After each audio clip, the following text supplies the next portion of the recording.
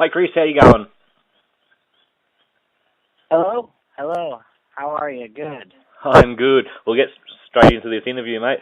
So you're heading over to Australia in a couple of weeks' time to support the Gaslight Anthem play 7 shows. You've played many shows with them in the States previously. What can we expect from your live show here in Australia? It's going to be a more stripped down thing. It's just going to be me and an acoustic guitar. But I'm really excited to to crank out all the songs I can think of and play. It's a little daunting for me because I'm used to playing with a band, but I've kind of been working out a set that's just kind of a more stripped down thing, and I'm really excited about it, and I think it's going to be a good time. Oh, excellent. Do you know how long your set's going to be? I'm not totally sure. I think it's a half hour or 45 minutes. Okay, yeah. Between those two things. Yep. Okay, awesome. This is an interesting question for you. How and when did your friendship with the Gaslight Anthem begin? You seem to do a lot of touring with them, and they seem to be good friends with you, so I just want to sort of like get back to the roots of how it all started. Yeah, well, we both had releases back in like 2007. We put some stuff out on a record label called Sabbath Productions. That was a Gainesville-based record label. Yeah. They put out their Senior and Queen 7-inch, and we put out our first album. Or Fake Problems put out my band Fake Problems put out our first record with Sabbath, and Gaslight was a new band, and Fake Problems had been around for about a year. Yeah. And even though that they were kind of older than us, we were like just these young kids in Fake Problems. But we kind of brought them on. I think it was their first tour. We took them on their first tour. Fake Problems did. Okay.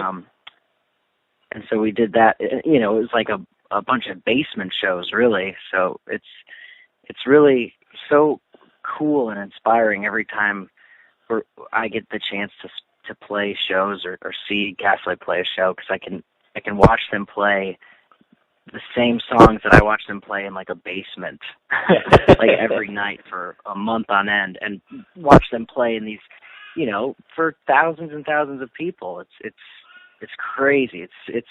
It's one of the most inspiring experiences I've had in my life. Oh, that's so cool. Have you got any interesting tour stories that you could share with us that when you've toured with them previously?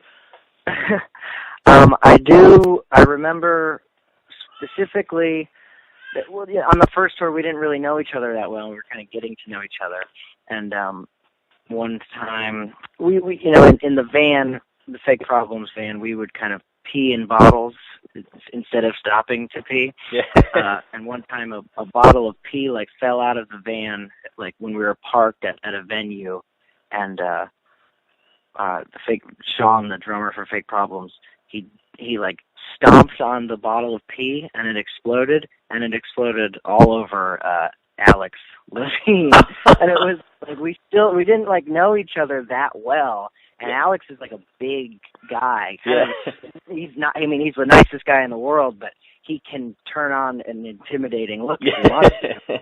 And there was like this kind of half second of like, oh my gosh, what's about to happen? And then of course Alex was just like, it's fine, you know. Yeah. Oh, that's a cool little story. The 2011 Fake Problem single, Songs for Teenagers, had the A-side performed by you guys, obviously, and the song covered by the Gaslight Anthem on the B-side. Now, this is a rather unusual way to do a B-side, having another band perform your song. Can you explain why you took this direction? Well, so when we were on tour with them, Brian just one day he said, "Hey, come into the bus," and I walked in the bus, and he's just played me this cover that he and a few of the guys had made, and I was like, "Wow, that's amazing!" And then, you know, because they're a bigger band than Fake Problems, that, you know, it got a lot of attention, and it kind of helped the song a lot, and just everybody in Fake Problems, we just really loved their version of it so much, and it was kind of just such a cool thing for them to do, and we really wanted to include it, you know, put it on vinyl in some way. Yeah. And it came up that we had to we were going to have a 7-inch for it. And we're like, well, instead of like thinking of, you know, what of our like thrown away songs should we put on the B-side, let's put this really cool cover. And yeah, so that's kind of, and we've kind of seen some other bands, like the Postal Service did it with, when Iron and Wine covered one of their songs, I think they included that on the B-side of a 7-inch, and, you know, that's kind of like a cool, just a neat thing, I thought, to do. Yeah, no, definitely. I haven't seen many bands do it. I mean, obviously, usually B-sides are either just a throw-in song off the album, or maybe you guys cover a song of, you know, someone else, so definitely a unique idea. Yeah. When are we likely to see a new full-length album from Fake Problems? We have a bunch of songs that we are right now, like, in the process of kind of thinking of the most interesting or creative ways we can release them. I don't think we're going to put a record out, but we definitely have a lot of songs that we're going to start putting into the world later this year. Okay. And in the meantime, I've got some solo stuff. Okay. Yeah. That I'm working on as well. Yeah. Okay. So more likely with the Fake Problem stuff, it'll be what, singles or EPs? Yeah, I'd say so. Yeah. Okay. Yeah. No worries. So 7 inches, something like that. Yeah. Okay. Awesome. In April last year, you released your collaborative record with Jeff Rosenstock from Bomb the Music Industry under the name of Antarctigo Vespucci, titled Soulmate. Hey, good job. Yeah. I'm thinking, I bet I'm going to pronounce that wrong. Can you talk us through the conception of the band and the making of that particular album? Yeah. Jeff and I have been friends for a long time, and Fake Problems had just recorded all the songs that we still are kind of working on releasing. Yeah. And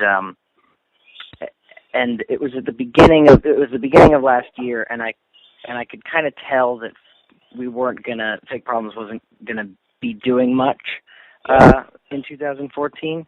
So I was like, I've got these songs that I really want to. I had written new songs since we had recorded those other Fake Problems songs. Yeah. And I was just thinking, I've got these songs and I really want to, do something with them. And so I called Jeff and I was like, hey, what if I came to New York and we made a record together? And it was kind of originally conceived as I was thinking maybe it would be like a Chris FARREN, Jeff Rosenstock split, that kind of thing. Yeah. Where we play on each other's songs. Yeah. But Jeff was like, no, that's boring. Everybody does that. Let's start a band. Yeah. And I was like, great, let's do it. And so I went up there and we recorded, 7 songs that turned into that record, and the response for it once it came out was something that I've never experienced before, so it was really exciting. Yeah, that's awesome. Yeah, like plenty of other musicians I've spoken to, you always seem to be very busy. You've got different projects happening all the time. Yeah.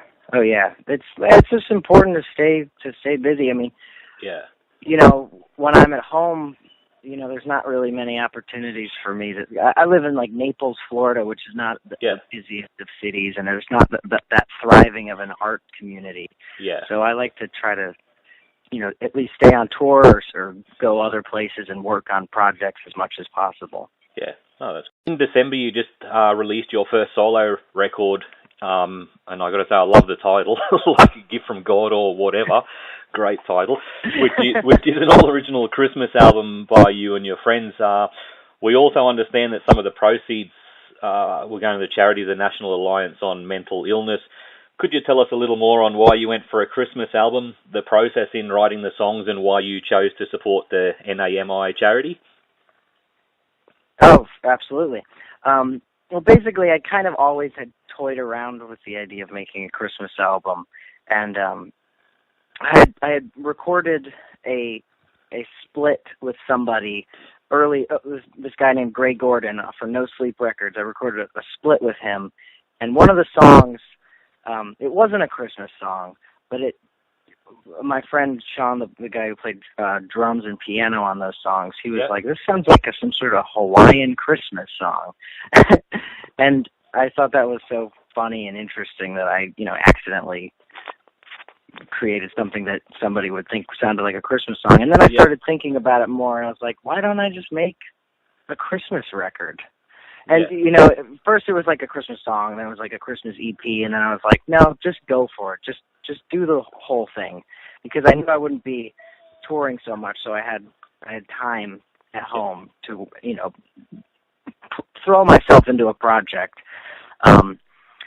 And yeah, so I just kind of, in like the summer of last year, I just threw myself into making a Christmas album, which was the most bizarre experience of my life to date, because you know, it's July in Florida, which is the hottest place in the world you could ever be at that time.